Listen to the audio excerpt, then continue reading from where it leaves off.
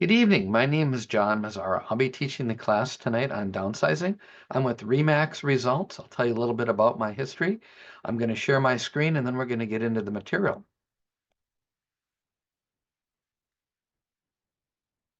Okay, can everybody see? Fantastic. All right. As we go through the class, I'll be taking breaks and answering any questions in the chat if you have any. I'll be your instructor today. You can see I have quite a long history selling homes. I've been selling homes for over 39 years, and I've sold over 1,200 all throughout the Twin Cities on both sides of the river. Here's a copy of my business card. Now we're going to get into the material. So, downsizing for seniors, how to make the move without the stress. I have many guides and resources that I'll be referencing, and I'll be making those available to you at the end of this webinar. So you're here for a reason. The thought of moving is on your mind, and the question is why? There's probably something precipitating the move. It could be you have more space than you need, more expenses, maybe a health concern. So here are some of the common feelings and thoughts that I run into. People oftentimes feel overwhelmed at the complexity of coordinating move, especially if they're doing that by themselves. Overall, people fear change. How many people are more comfortable doing what they've always done and staying in your home might be more comfortable than moving into alternative housing. However, there might be a need to do so based on finances or based on health. So fear of health changes and maybe, living in a house that's dangerous. For you, for example, you can't navigate stairs anymore or the fear of running out of money, meaning that your home is just too expensive with the cost of insurance and taxes, and downsizing might give you more income and resources to live on. So I want you to remember that change is always happening, but growth from that change is optional. So I want you to embrace it because you're here for a reason and you should follow that feeling while you can still make that decision proactively. What we don't want you to do is to make reactive changes because things changed and now you have to move. We want you to make the move on your timeline, on your schedule. You don't know where to start, maybe, and so that's why you're here. I have lots of resources, having worked with people all throughout the Twin Cities that can help coordinate your move, whether that be a mover, whether that be a power of attorney, an attorney, whatever you might need. There's, or the various people that can do home repairs if we decide to do some repairs on your home prior to putting it on the market. So what we don't want is the indecision to be your decision with the analysis of paralysis. So lots of cliches tonight, but they're all true. And so we want you to push past that and again be in control of your situation. So it may feel like it's too much to take on by yourself, and if it is, I can introduce you to some national move managers or a geriatric care manager that might be able to help. We want to make you informed about the alternative housing options so that you know what's out there, so that you can start to go visit it and learn about it. You are going to have to get rid of some of your stuff. So oftentimes you have to figure out how to downsize 4,000 square feet into 1,000, and you're not sure exactly what to take. So maybe prioritizing which furniture will go with you and which you can donate, or give away, or sell. The good news is if your home needs repairs and you don't have the time or the money to make those repairs, you can always sell it as is. Now, your home will be priced appropriately and discounted for that amount of work, but there's always a buyer for every home at a clearing price. So don't worry that if you feel like your house is, it needs too much work and it's beyond you that you can't sell it, you absolutely can. And another thing that people often fear is that if they give up their home, like giving up their car, that they're giving up their identity, their status, or independence. And that just isn't true. It it means that you'll be changing your perception possibly, but you may be actually putting yourself in a much better spot to live independently. Managing a house, as you know, takes a lot of work. Having something that's more come and go, whether it be an apartment, condo, townhouse, or some type of cooperative or continuous care community living, might actually provide you with more independence than you currently have. So let's review some of the reforms that you're going, not reforms, but the forms that you're going to run into and discuss them. These are things that you're going to run into when selling a house today. So the first one is agency. Agency is a form that's given to you that explains who the different people and roles that you'll be interacting with throughout your transaction. So there's somebody that helps you sell your home. That's generally the seller's broker, i.e. the listing broker, the one with the sign in the yard. Then there's a buyer's broker. That's somebody that brings the buyer over to your home and represents the buyer, unless that buyer works or that buyer's agent works for the same company where the listing agent works, or if that same agent is representing both buyer and seller. If either of those two situations occurs, then it's called dual agency. It means there's obligations to both parties and not to favor one over the other. Fourth way to work with somebody is through facilitation. So maybe you have a friend or relative that would like to purchase your home and you'd like to sell it to them and you've come to an agreement, but you don't know how to do the paperwork. Well, that's where we could do that for you, not providing representation, but making sure that what you've come to an agreement with another party is done under the right format. Okay, if you're working on the buy side to purchase a home, you'll enter into a buyer's contract. That's a new requirement today before we can show you property, either entering into a showing agreement that expires after a short period of time or a buyer's representation contract. And if we decide to buy again and buy a replacement house for you rather than rent, then I'll go more in depth with you in person on this form and the obligations of both parties. A resource that I always look at is what's happening throughout the Twin Cities and in your specific city. And where we can get that data and data mine deeper is over at the MPLS Realtor website. Now that's now a closed site. It used to be open. So as your agent or an agent could go ahead and log in with their MLS credentials and pull down this data. I like to look at three different lines. I think the median sales price is important. I think the percent of original list to sale price is important and the months of inventory. So if we look at the median sales price, the January column here gives you a year-over-year comparison. And then if you run your finger to the right, it smooths the data over 12 months. And you can see, at least at this present time of this recording, that the Twin Cities market is appreciating, albeit at a, I'm going to say a healthy, sustainable number. Prior to this, it had been at double digits when interest rates are very low, which is pacing or outpacing the rate in which salaries are and which is outpacing inflation. So this is, I think, a more sustainable natural rate, somewhere between a 0 and 4% number, and that's what we see here. Homes are selling close to list price, 97 to 99% roughly, once they're priced appropriately. And what we have is less inventory on the market today than we've had at other times. And that's why even with fewer buyers at the higher interest rates, we still have homes appreciating. So now we're going to dig into downsizing made easy and 5 steps that you can do to make your move successful. First one is to create a plan. Have you ever heard, if you don't have a plan, you plan to fail?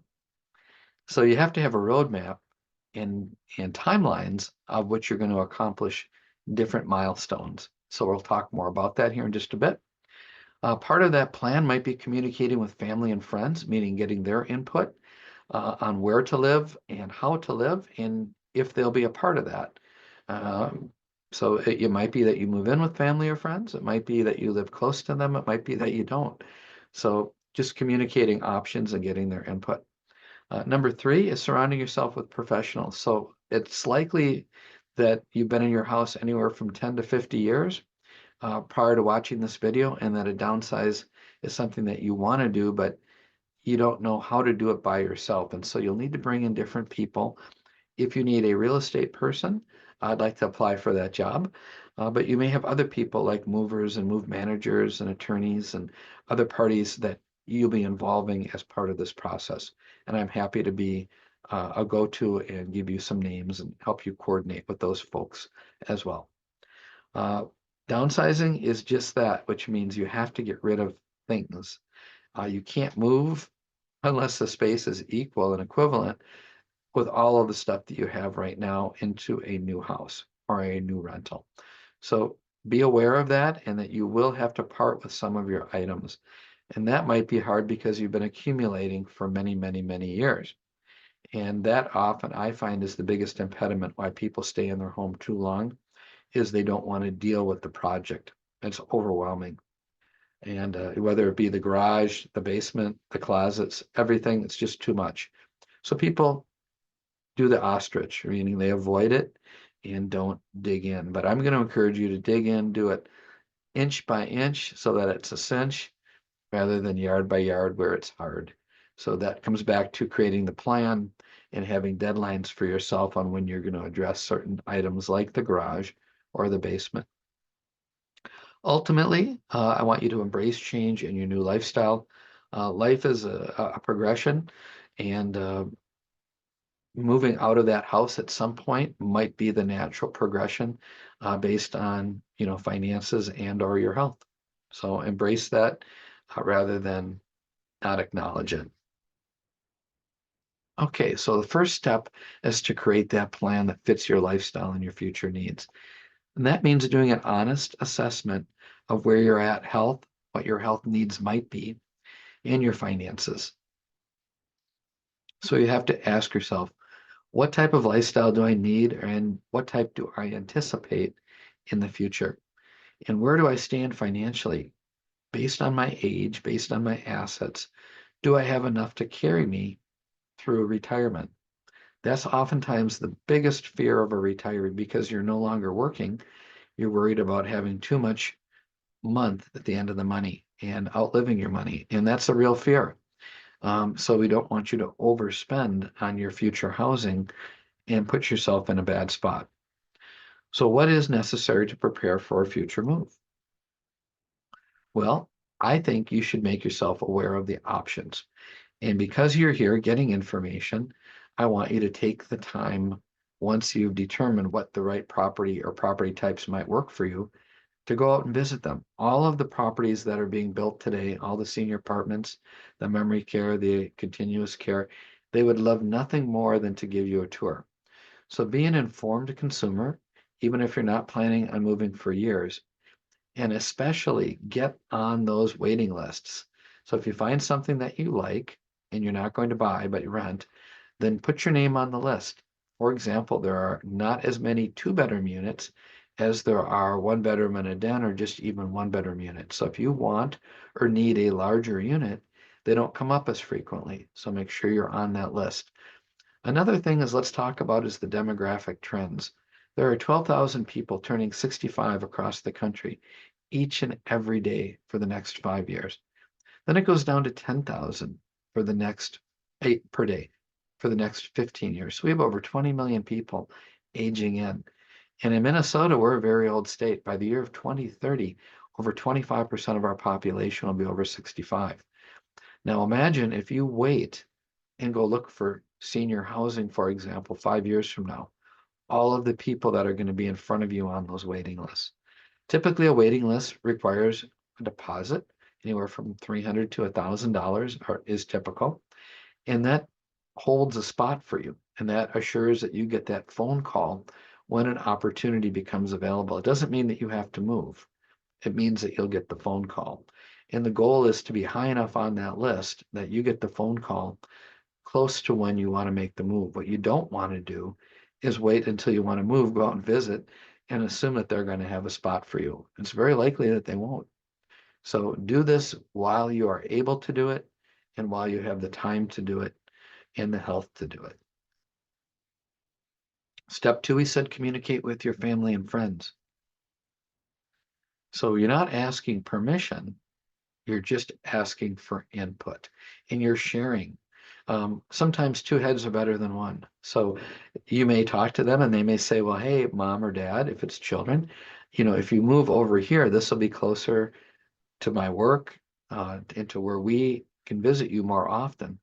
You may decide, that you want to be closer to one child versus another. You may even consider moving in or an accessory dwelling unit. You may consider buying, renting, owning. You just don't know yet what you want to do, but you know that at some point you're going to need to leave your house. And so again, getting the input of those that you plan to visit is very important, because they may be an integral part of your future healthcare delivery plan. So it's about establishing expectations. And what you might find after visiting with them is, that the help that you thought you were going to get maybe isn't what they were thinking. And so you may need to adjust some of your housing expectations based on their ability to provide extra help for you that you were maybe thinking that you would get. So have an open, honest conversation about what everybody can do for each other, in the form of helping with housing. And that's why you want to involve your family members and friends in that decision. Again, you're not asking permission, you're just asking for input. You want to share your preferred living arrangements, and then you want to start reaching out to service providers and getting things in place. Now, you might be of sound mind and body. I hope that you are, but we all come into the world the same way and we all leave the same way. So at some point, we're not going to be here. And so we need to make sure that we've visited with an elder care attorney or an attorney to create the proper estate plan and documentation. And our heirs might be able to use that during our lifetime. For example, if you have a durable power of attorney and you are experiencing a health situation where you can't make decisions. So the best time to do all of this is, again, when you're of sound mind and you can have the best input into these forms. One of the best gifts that you can give your family and friends is a proper estate set of documents. I'm sure we all know people that didn't, and the chaos that that may have created for not only the family, but maybe things went in directions that you didn't want them to go. So acknowledge morbidity, acknowledge mortality. It's not fun. Nobody likes to talk about it, but we're not getting out alive. So since that's the case, make sure that you see the attorney to create the proper documentation. It could be very helpful in selling your home or helping you in the right situation if you're not able to make those decisions. And then inform your loved ones where those forms are so that they can access them should they need to. If people live out of state, what you can do is collect the documents, the brochures, the forms, and then you can write up a little letter. Feel free to use some of the forms I can provide you, to make photocopies and to share with family members. So if people aren't here with technology today, we can always do a meeting like this via Zoom. Or if you prefer to do it by mail, you can photocopy and mail. And then again, surround yourself with the qualified professionals that you might be interfacing with as you make this move. These are just some of the people that you will probably involve as you make this decision. A real estate agent, a move manager, possibly an estate liquidator, a mortgage lender, a home repair contractor, a home inspector, if your city requires it. Maybe you have a financial planner and or an insurance agent, and the various senior community or senior housing that you'll be involved with. And then, of course, if you're selling a home, there will be a closing and a title company. So think of me as a quarterback. I would be happy to help you coordinate this and these folks during that process, if you need some assistance. Everybody needs support when making a move, no matter what their age. And I've done this over 1,200 times. You've probably done this maybe 3, maximum 5 times in your lifetime. Very few people move more than that. So a lot of this stuff may be unfamiliar to you and you don't know where to start. Don't let that hold you back. Feel free to reach out. So here it says that everyone needs support when making a move, no matter what their age. And there are companies and affiliations like the National Association of Move Managers, and there are 2 or 3 companies within the Twin Cities that are affiliated with this group that can help you both, pack things up, locate a mover, help you donate, help you set up maybe the internet, or your cable at your new spot. So it's sort of like the relative that you don't have. Now you have to pay these folks, but they are available and they're a la carte, meaning they will do as much as you would like to hire them to do. But they're nice individuals and they love seniors and they want to help you. So if your family is outside of the city or unable to be of assistance, know that there is somebody that you could look to hire, either a geriatric care manager and or National Association of Move Managers. Okay, dealing with the house full of possessions. Again, this is the biggest thing. What should I keep? What should I sort? What should I throw? What should I sell? Who wants things? Many people are unfortunately disappointed to find that those antiques and those, Yadros or other collectibles that people have had for many years that are valuable to you really aren't necessarily valued by the next generation. So um, you just have to realize that, and there might not be a market for things that once did have a market. So uh, you may want to start earlier rather than later on if you're going to sell some of those things because it might take longer for you to find a buyer for them. You might be able to just donate them. There are places like Bridging, for example, the DAV, the Disabled American Vets, um, that will accept donations. And you may be able to get a tax deduction for some of those donations. You may sell things. I don't know that I would encourage you to sell them directly, but um, I utilize Facebook Marketplace and Craigslist to buy stuff. I really don't sell anything there, but if you have things for sale, you will have to have people either come over to your home or you could meet them off-site, in a parking lot or something in a public spot to do your transaction as well. So that would make it a little more safe if you were to sell things individually. Or you could hire an estate liquidator. Now, they're not there to maximize your sale price.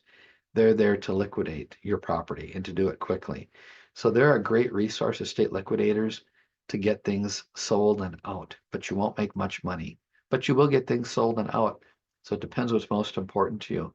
Speed, meaning it's liquidated and done, or maximizing your profit, which will take you some time and you'll need to probably hire somebody to do that, or you'll have to do that. Now, celebrating your new lifestyle. We talked a little bit about this earlier. We know that everybody resists change, and the unknown is scary because we don't know what we don't know. However, if you look and you talk to some of your friends that have done this, my guess is you'll find that they are embracing their lifestyle. Many times, the need to make a move is out of isolation, meaning you're there in your house by yourself. It's a lot of work. Your friends have either moved on, either to the next life, or have just moved away, and your family is maybe busy with their family and they can't be around you as much as you would like. So, the advantage of moving into a community, if you were to do a rental like a continuous care community or some form of senior housing, is that it is a new community of people that are also in the same situation that you are today or once were, meaning they've now moved on. And so it's a brand new set of friends and they encourage interaction and lifestyle, you know, uh, friendships. So I think if you were to go visit those properties, you would find that it would be very welcoming. I've gone in and I've done the tours, and I've always been impressed at how wonderful they make people feel. And part of the move for you might not only be financial and health related, but also emotional and mental. And that's not to be discounted. So there's some real value in finding new community and new friends. So be aware that you may have to be the first one to be a little more outgoing. That might be not your style, but reach out and people will reach back out to you. And understand that you probably will initially have some, melancholy feelings as you readjust to your new lifestyle and reestablish your identity at a new property. So just know that all those feelings are natural and you'll probably shed a tear when you move, especially if you've been there a long time and had milestones in that house, meaning raising a family or having various pets. Um, that's just natural. So know that those feelings are going to occur, but you will transition from your home at present to where it becomes just a house and your new property will become your new home, and you'll transfer those feelings. But it takes a little bit of time. Just know that. So we want you to be active. We want you to keep in touch with your family and friends. Depending on the community, you may find that your family is more open to coming over and visiting, let's say for the Sunday brunch at the continuous care community. There might be activities for the little ones, if there are little ones like grandkids, for example, where there's a popcorn machine, a pool table. So a lot of these places are really nice. My mother-in-law, prior to her passing, was in a wonderful spot. So were my grandparents, and they were both in continuous care communities. So they were able to move in independently and then moved down the hall as their needs changed. They were able to get the resources. That's just one type of housing. You might not be ready for that yet. You might be taking a move to a condo or townhouse and then to another form of housing. So this might be the second to the last move that you make. But to stay healthy, you need to be active, eat well, educate yourself. There's a lot of wonderful resources. You can take classes for free online from many colleges. As a senior, as an adjunct, you don't get any credit for them, but you can learn always. And if you have Medicare, I assume that you probably are of that age if you're watching this. You probably have access to Silver Sneakers and some of the wonderful gym facilities and online classes that you can take there as well. And many of the facilities will actually have people come in and teach classes if you go into let's say, a continuous care type of facility or a senior co-op or senior, active housing, 55 or 62 independent. You'll find that they try to make it more of a community than, let's say, just a regular apartment. So take some time to explore your new lifestyle and have fun again and make some new friends. The other people want to make friends with you as much as you want to make friends with them. And I helped one woman sell her house, and she had a 5-bedroom house, and her kids, were all involved with their families, and she was isolated. She moved over to the Presbyterian home, and you couldn't stop her. She was, bingo, cribbage, dinner with her new friends, and I mean, she was loving it. So she embraced it and should have embraced it sooner, and really, really likes it. So I haven't seen anybody that hasn't liked it really from my clients that have moved. So you're here for a reason. I'm going to say follow um, that that little bird that's in your ear that's telling you to investigate this, and I think you'll be happy when you do. Some questions: can I sell my home as is? The answer is yes, you can. So we can sell it on the MLS as is, and you don't have to sell it to some of those companies that are advertising where you don't need an agent. I'm going to tell you right now, what they're there to do is not to maximize your sale, they're there to arbitrage your equity. We can do the same thing, meaning sell your home as is, but we can present it to the world, not to one person. So if you're selling it to one person or one group, it's not the same as showing it to everybody. You want to show it to everybody in hopes of getting multiple offers or certainly getting the highest offer. If you're there with one person and one person only, it can be the wolf and the sheep. And I'm going to discourage you strongly from selling to one of those companies because they can also buy via the MLS. However, they won't because they want to pay you wholesale. That's their business model. So nothing necessarily against that if you want your equity arbitraged away, but there's an alternative.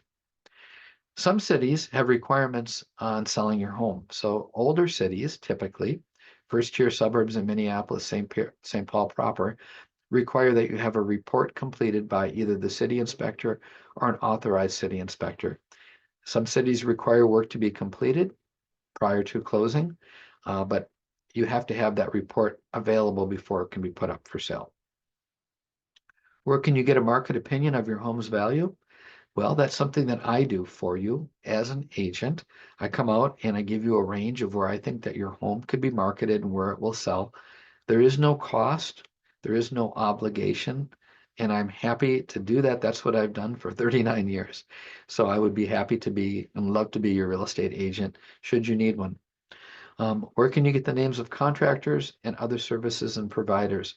Well, I've interfaced with many, and I can give you many firsthand that I currently use and have used, as well as I can reference other spots like Angie's List and other places that you can go and find your own contractor. But I can probably find the person or persons that you need. And if I don't know one directly through our network at our office, I can find the names and numbers of others or of other agents who can make recommendations based on, experiences with those providers. So consider me again your quarterback. Consider me as a resource that can help you make this transition as easy as possible. What is a home warranty? Well, if you have older mechanicals on your house, they function, you've had them serviced, but that could be something that a buyer is concerned about. One way to overcome that is to offer them a home warranty. And because you're here watching this video, if you ask me, I will buy you a home warranty up to $600 that if we do business together and have a successful closing, I will go ahead and pay for that. It'll be marketed at no cost to you during the time of your marketing, and then at the conclusion of the sale at our closing, I will pay for that for us. So just know that that's a free perk that I'm offering you today because you are watching this if we do business together. This just shows the home warranty. We don't have to use HWA. I think it's a very good warranty, but there are others in the marketplace. So we can go over this more in depth when we meet. So I have lots of guides for you. I have books, guides, I have a free warranty, and a free market evaluation. So call me for a complimentary equity review. We'll discuss your situation, housing options, and then let me show you some of the other things that I have available for you. If you decide that you want to buy again and not rent, or at least look at what's available, we'll go on to the MLS. This is what the screen looks like, and we'll build a custom search for you. You can use alternative websites like Zillow or Realtor.com, but those third-party websites are redisplaying this data. This is the source. So when I set up a search for you from the North Star MLS, it doesn't get any better because this is the source. There are other sites that are just redisplaying the source. This data is real-time and accurate. No cost to do this. It's always free to look, and I would encourage you to look at all of your options, both purchasing and renting. The seniorhousingguide.us is a business that I purchased. So this used to be published and distributed through the grocery store and senior centers all throughout the Twin Cities. The woman that started this retired. I maintain it online, so it does not come in hard copy anymore. You can download the 21 to 22 edition as a PDF from my website, this website here. But I do maintain it online, and you'll find a lot of great things there as well. This just gives you a picture of that. I also have for you the In Case of Emergency guidebook.